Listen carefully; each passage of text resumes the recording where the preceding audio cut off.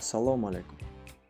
Bugun e'tiboringizga omon qolish janrida suratga olingan va bir qizning o'z ukasini saqlab qolish uchun har narsaga tayyorligi haqidagi filmni e'tiboringizga havola etamiz.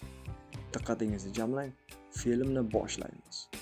Film Rose va TJ ismli bolalarning bir do'konga o'g'irlikka tushishlaridan boshlanadi. Rose do'konga kirib chiqqandan so'ng og'ir yarador holatda qaytib keladi va TJ do'stiga bu yerni tezroq tark etishini aytadi. TJ qochib ketadi va to'g'ri opasining oldiga boradi. Xloya ismli uning opasi eshikni ochib, TJga birinchi yordamni ko'rsatadi va nima bo'lganini undan so'raydi. TJ ham bo'lib o'tgan voqealarning barchasini aytib beradi. O'g'irlik sodir bo'lgan joyga politsiya kelib, yarador bo'lgan Rose'ni u yerdan olib ketishini aytadi. Sud ekspertiza sohasining 2-kurs talabasi bo'lgan Xloya ukasini qanday og'ir qamoq jazosi kutayotganini aytadi. Shu orada uning ukasi TJ do'sti Rose bilan o'g'irlikni reja qilganlari haqidagi yozishmalari Rose'ning telefonini qolib ketganini aytadi va natijada Xloya bu telefonni tezda yo'qotish zarurligini aytib, ukasi morgxonaga qarab yo'l olishadi. Chunki Xloyaning tushuntirishi bo'yicha politsiya bunday vaziyatda dastlab barcha buyumlarni morgxonaga yuborishadi. Yetib kelishgandan so'ng morgxona xodimi bilan Xloya gaplashadi. Ichkariga kirishni iltimos qiladi, lekin xodim ularni qo'ymaydi. Natijada Xloya yangi bir usulni o'ylab topadi. U o'z tanasiga ma'lum bir kimyoviy dorini yuborib, o'zini yurak urishini qisqa muddatga to'xtatadi va xuddi o'lgan insondek bo'lib qoladi. Ukasi esa uni o'lgan deb morgxonaga olib borishi zarur bo'ladi va shu orqali u morgxonaga kirmoqchi bo'ladi. Xloyaning rejasi o'xshab, u morgxonaga tushadi. Xushsizgina bo'lib, atrofga nazar soladi. Shu orada morgxona xodimi kelib, o'lgan insonlarning barchasini raqami bo'yicha ro'yxatga oladi. Sal qolsa, Xloyani tirik ekanligini bilib qolishi mumkin edi. Ammo unday bo'lmaydi. Xodim ketgandan so'ng Xloya tashqariga chiqib, ust-boshini kiyib oladi. Ust-boshni yangilab olgandan so'ng telefonni qidirishga tushadi. Ammo shu orada morgxonaga qandaydir bir inson kelib, morgxona xodimidan belgilangan molni olib ketadi. Bu insonning qandaydir tana a'zosi bo'ladi. Xloya hech narsaga tushunmaydi va telefonni qidirishga tushadi. Telefonni qidirish davomida esa morgxonada TJning do'sti Rose'ning tirik ekanligini ko'rib qoladi. Qanday qilib bu yerga tushib qolganligini undan so'raydi. Rose ham bu yer juda yomon joy ekanligini, tezda Xloyaga bu yerni tark etishini aytadi. Ammo Xloya o'z fikridan qaytib, bu yerdan Rose bilan birga chiqib ketishini aytadi. Uning uchun esa morgxona xodimining kaliti zarur edi va Xloya kalitni olishga qaror qiladi.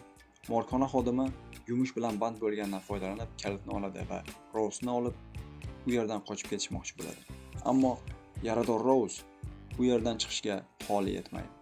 Shuningdek, ularni morgxona xodimi ko'rib, zaharli gaz bilan hushlaridan ketkazib qo'lga oladi va ikkovlarini ham boylab qo'yadi. Ularni boylab qo'ygandan so'ng morgxona xodimi Xloya bilan suhbatlashadi. Nima uchun bu yerga kelib qolganini undan so'raydi. Xloya bo'lgan vaziyatni tushuntiradi, ammo morgxona xodimi juda telbanamo bir odam bo'lib, uni hech ham eshitishni va tinglashni xohlamaydi. Va Xloyaning ko'z o'ngida Rose'ni tana a'zosini kesib oladi va uni maxsus buyurtma uchun qutiga joylaydi. Xloya qanday mashmashalarga aralashib qolganini tushunib yetadi. Ammo endi kechadi. Navbat endi Xloyaga keladi. Ammo morgxona uydan qo'ng'iroq kelgani tufayli oilasi bilan gaplashadi va tashqariga qandaydir bir yumush bilan chiqib ketadi. Paytdan foydalangan Xloya u yerdan qochishga harakat qiladi va buni uddalaydi. Qandaydir shovqinni payqagan morgxona xodimi darhol Xloyaning oldiga yugurib keladi va qarasa, Xloya qochib ketdi. Darhol Xloyani izlashga tushadi. Morgxonada Xloya va morgxona xodimi o'rtasida mushuk sichqon o'yini boshlanadi. Xloya u yerdan chiqib omborxonaga kirgan bo'ladi, chunki u yerda politsiyachilar yuborgan buyumlar saqlanardi va telefonni topishi zarur edi. Buni payqagan morgxona xodimi darhol u yerga yetib boradi va Xloya bilan yuzma-yuz ko'rishadi. Xloya korobkaning ichidan bir to'pponchani olib morgxona xodimiga qaratadi. Ammo xodim ham bu yerda barcha qurollar yo o'yinchoq bo'ladi yoki qurollarning o'qlari olib qo'yilishini tushunadi va Xloyaning ustidan kuladi. Ammo qiz qo'lidagi to'pponcha bilan uning ko'ziga jarohat yetkazadi va qochib ketadi. Lekin telefonni ola olmaydi.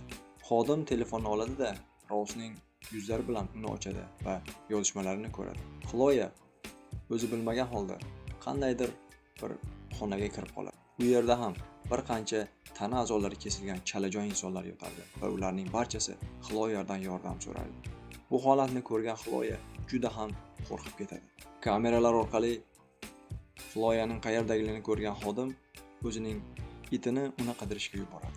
Qiz shu orada telefon topib, ukasiga telefon qiladi va darhol bu yerga sherifni chaqirishligini aytadi. Ukasi bo'lgan vaziyatdan xabardor topib, sherifga qo'ng'iroq qiladi. Shu orada morgxona xodimi kelib, Xloyaning oldiga o'zining itini qo'yib yuboradi va it qizni quvlab. Qo'ng'iroqdan so'ng sherif darhol yetib keladi va TJ bilan morgxonaga kirishadi. Qiz ham ularning oldiga kelib va ichkarida qanday yomon ishlar bo'layotganini sherifga aytadi. Sherif bu gaplarni eshitib, darhol ichkariga kirib, morgxona xodimini qo'lga olish zarurligini ularga aytadi va ichkariga kirmoqchi bo'ladi. Ichkariga kirmoqchi bo'lib turganda, sherif ortiga o'giriladi-da, Xloyaning boshiga zarba beradi. Shunda vaziyat aniq bo'ladiki, sherif ham bu yerdagi morgxona xodimining jinoyatiga sherik bo'lib chiqadi. Qo'ldagi to'pponcha bilan sherifni qo'rqitmoqchi bo'lgan, bu yerdan qochib ketmoqchi bo'ladi. Ammo ovozli kolonka orqali morgxona xodimi sherifga qizning qo'lidagi to'pponcha o'yinchoq ekanligini aytadi va Xloya ukasi bilan u yerdan qochib ketadi. Bir yer to'lani topishadi va u yerga kirib berkinishadi. Shu orada kuryer yetib keladi va morgxona xodimidan buyurtma qilingan zakasni so'raydi. Ammo xodim hali buyurtma tayyor emasligini aytadi. Shunda kuryer jahl bilan ichkariga qaraydi va sherifning mashinasini ko'rib qoladi. Ularning urushini ko'rib qolgan sherif keladi-da, hech qanday so'z demasdan to'g'ridan to'g'ri kuryerga qarata o'q uzadi va uni yarador qilishadi.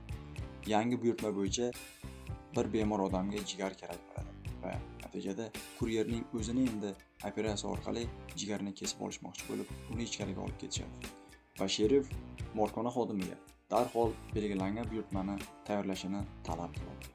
Buyurtmachi ham morgxona xodimiga telefon qilib, tezda zakasni tayyor qilishini aytadi. Telefon orqali gapirayotgan xodim kamera orqali kuryerni Xloya va uning ukasi qutqarib qolganini ko'radi. Ular o'rtasida yana sichqon mushuk o'yini boshlanadi. Sherif va uning sherigi morgxona xodimi ularga qarata zaharli gaz otishadi. Xloya va uning ukasini qidirishga tushadi.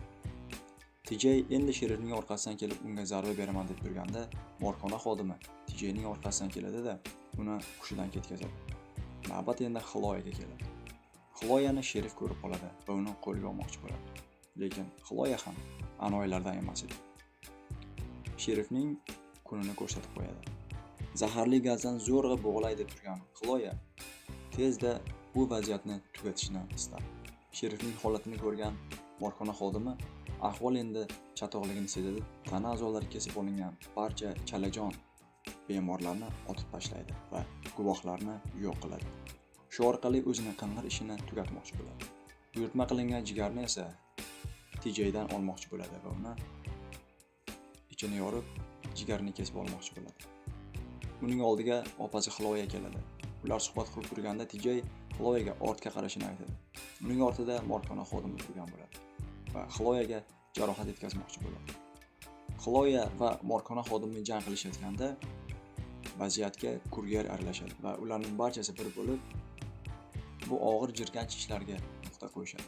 Morgxonadan chiqishgandan so'ng Xloya va TJ kuryerning mashinasida o'z manzillariga qarab ketishadi. Film ham shu yerda o'z nihoyasiga yetadi.